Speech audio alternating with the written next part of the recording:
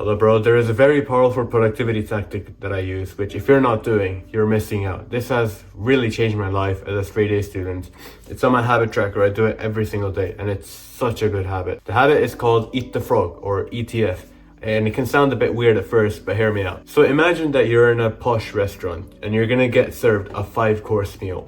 The plates are all done up nicely. There's a light jazz piano playing in the background, making the ambience. There's people talking and conversing at other tables, and you're gonna be getting served a 5-course meal. So like the most expensive stuff, tomahawk steaks, crabs, all that expensive posh people stuff, you're gonna be served that, and you love it. It's gonna be delicious for you. But the catch is you also have to eat a live frog.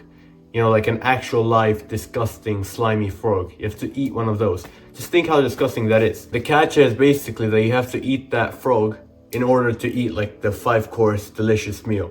And the intelligent person would eat that frog first and then enjoy the rest of the meal.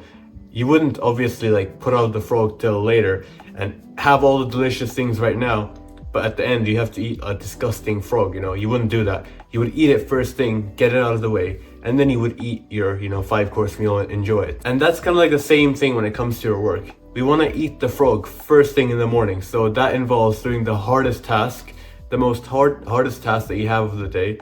You conquer it first thing in the morning and you finish it off. After you finish the hard task, the rest of the day you can be more present and you don't have to worry about the task. It's not going to be daunting on you anymore. The hardest task is usually the most uncomfortable and most arduous one. So for example, as a student, the hardest task is going to be doing a bunch of practice questions and practice sets. That's the hardest part. The hardest task is not highlighting and taking notes and shit. That stuff you can just do later throughout the day. The hardest task, for example, of trying to be an online creator type guy, it's going to be recording these videos. It's not going to be the channel banner, it's not going to be the channel profile picture and all of that. It's just recording these videos, which is the hardest task. And you just want to get it out of the way first thing in the morning. Now, why this Eat the Frog thing works really good for me is that, in the morning, I wake up, I do a quick 5-10 minute morning routine, and then I immediately sit down and start working.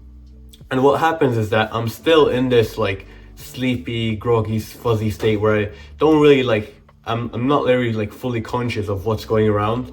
And I'm just still kind of in the sleepy mode. And I just end up performing. I just end up executing the work without really even thinking about it. And that is so powerful. You have no idea. Imagine, right? You have a huge task. Let's say you have a big national test in front of you. It's like the biggest test of your life. And you have a week left and you have to study really hard for it. Let's say you have to review 2 chapters from the entire book. Those 2 chapters seem like a really difficult task, right? Reading the concepts, understanding it, practicing on it. But you can blitz through all of that at a really good level if you just do it in the mornings. It's gonna take you an hour, 2 hours, and that's perfect. You can just wake up and do deep work for the hour, 2 hour as you eat the frog.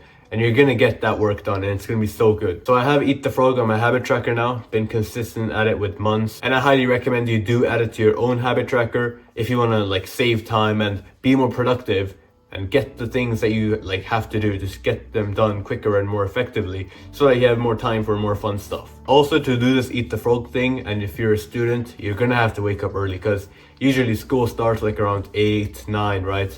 You're gonna have to wake up at 6, 6, 7 if you want to get the deep work in so you can actually go full focus mode and get the good work done. You can't just wake up at 7 and do Eat the Frog for 30 minutes and call it a day and then get ready for school and stuff.